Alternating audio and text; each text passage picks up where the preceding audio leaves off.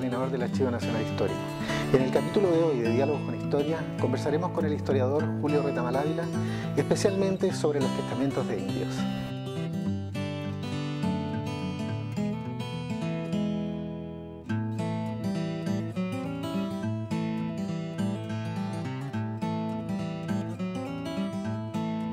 Bueno, Julio, gracias por venir a esta conversación, a estos diálogos con historia. Nosotros te conocemos muchos años como investigador acá de nuestra sala de lectura, nuestra sala de investigadores. Así que gracias por el aporte que tú nos puedes hacer en esta conversación. Bueno, gracias al archivo. Es decir, tú sabes muy bien que el archivo para mí es mucho más importante que una universidad. O sea, la verdadera casa académica es el archivo, no las universidades. Aquí es donde se desenvuelve la vida de la historiografía. De manera que el que debe agradecer soy yo, y no ustedes.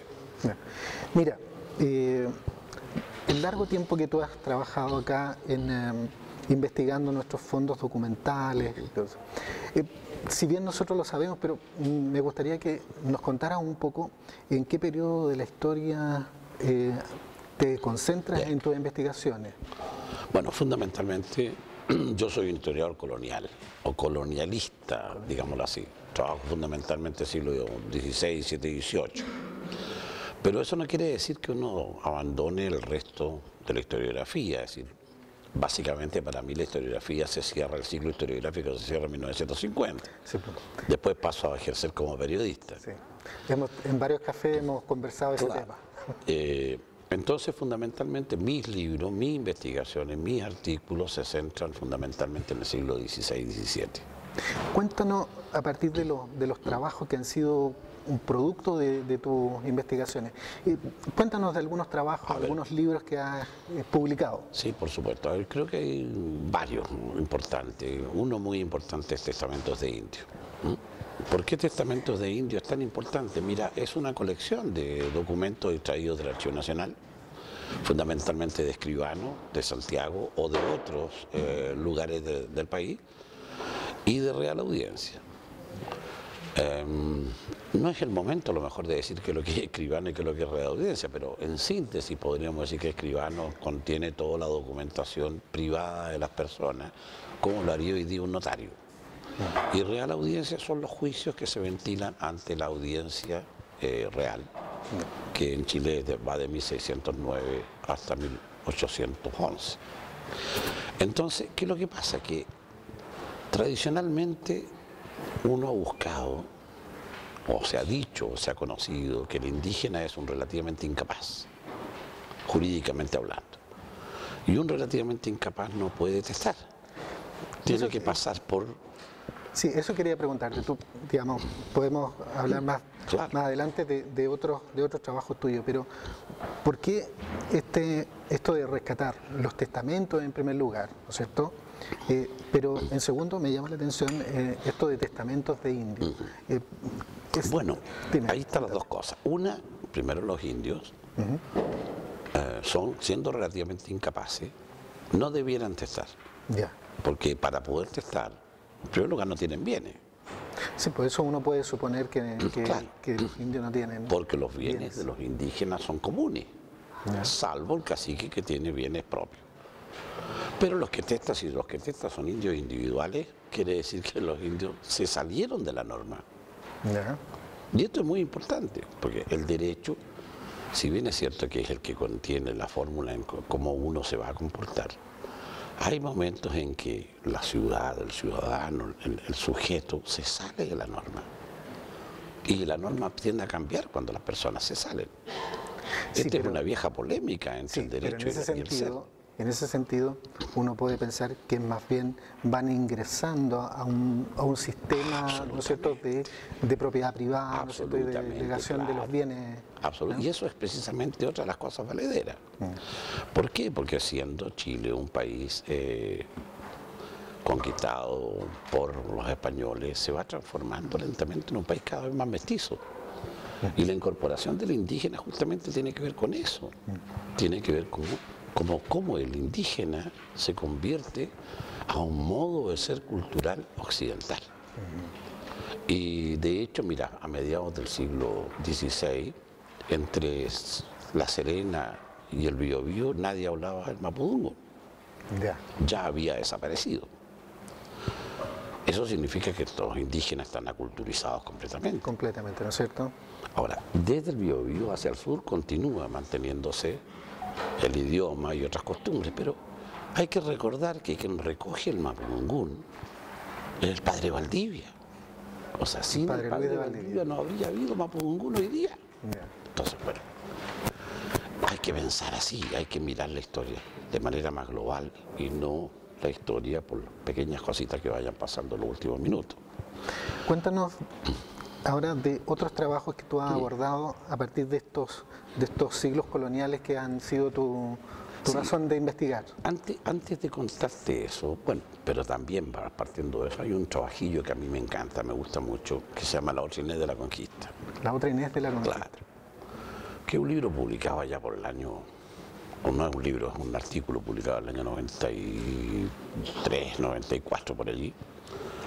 Y es tomando un testamento de una indígena que se llama Inés. Ya. Descubrimos que esta indígena había sido yanacona del obispo. Y como yanacona del obispo había sido la persona que le había mantenido y había guiado y había guardado los bienes del obispo. Y en recompensa de ello, las malas lenguas dicen otra cosa. Dicen que ella tuvo algo que ver con el obispo. Sí. ¿No es cierto? Pero el obispo, la cosa es que le dejó a la indígena la chacra de Conchalí. Es decir, todo lo que hoy día es Conchalí. En la comuna de Conchalí. Claro. Y esta indígena se basó o empezó a transformarse en una parte integrante de la sociedad chilena y muy importante. O sea, tú no lo ves solo como una caridad cristiana. No, por favor, no. Aquí hay una inserción de la indígena en la comunidad chilena o la comunidad emergente, muy importante. Y ella le deja sus bienes, la mitad a sus parientes indígenas que vivían con ella y la otra mitad al Hospital de los Pobres. Pero este es un elemento muy, muy importante porque la indígena pasa a ser parte de la sociedad chilena. Y esto es lo rescatable. Bueno, se pueden decir muchas cosas. Otro elemento que podemos constatar y contar es que una de las personas más importantes de Chile, de principio del siglo XVII y fin del siglo XVI, es una mestiza que se llama Águeda Flores.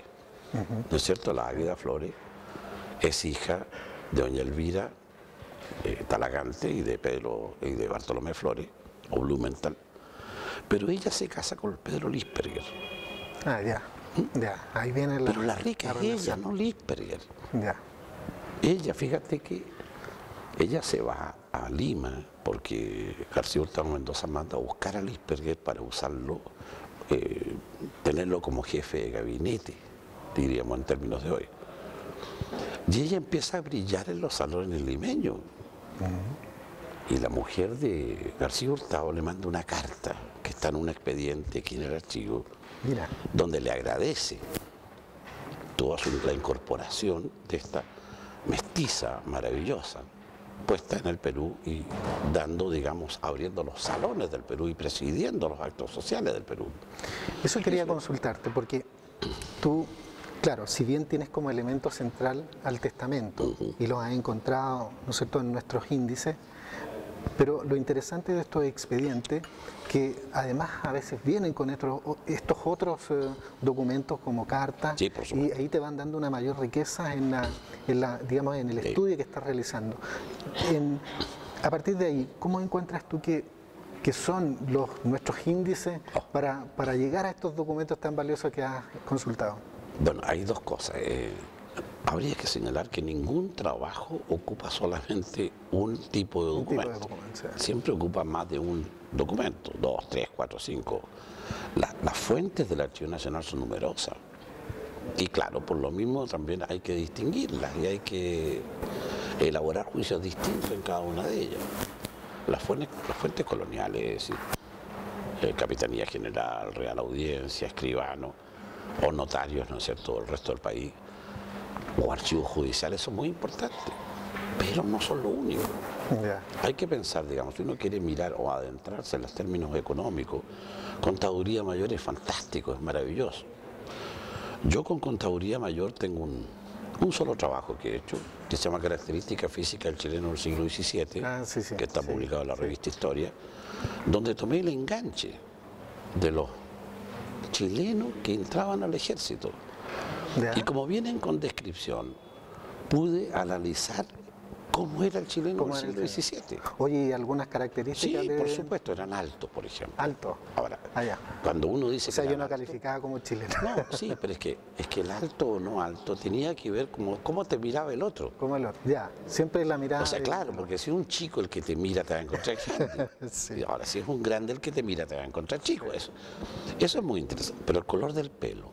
Ya, El chileno era fundamentalmente taeño, es decir, trigueño. trigueño.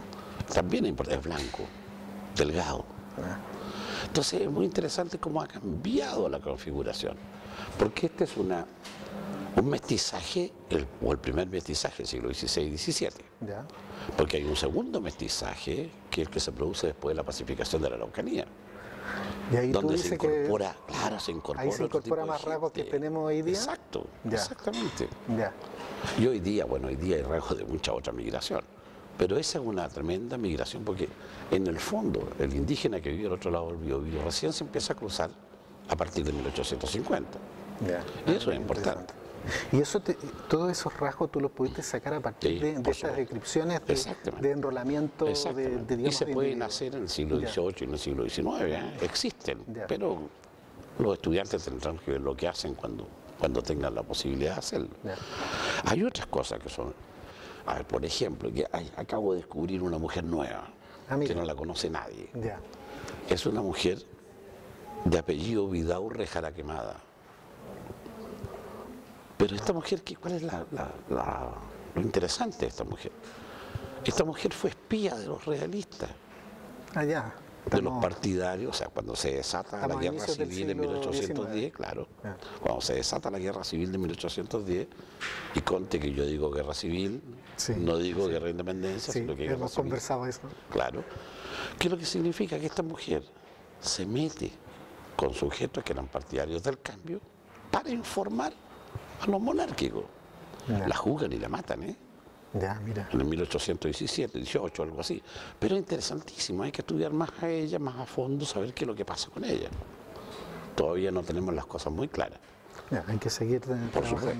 Bueno, Julio, para terminar, reiterar un poco el agradecimiento de este conocimiento a partir de los textos y de los documentos que se conservan en el archivo que tú tienes. Gracias por dialogar con nosotros y a través de este canal creo que otra gente lo va a poder ver y a lo mejor recoger algunos de estos temas que han investigado y principalmente yo le llamaría ese taller que de alguna manera tú expusiste en esta conversación. Gracias por compartir todo ese taller. Muchas gracias a ustedes. La verdad es que a mí, cuando el Archivo Nacional me pide algo, es como si no me diera mi papá o alguien de ese tipo, ¿no? Alguien de tu familia. Porque el Archivo Nacional forma parte de mí. De modo que si yo puedo hablar acerca de lo que ocurre en el Archivo Nacional y con eso ilustrar o iluminar a historiadores jóvenes, fantástico. Muchas gracias a ustedes por darme esta posibilidad. Bueno,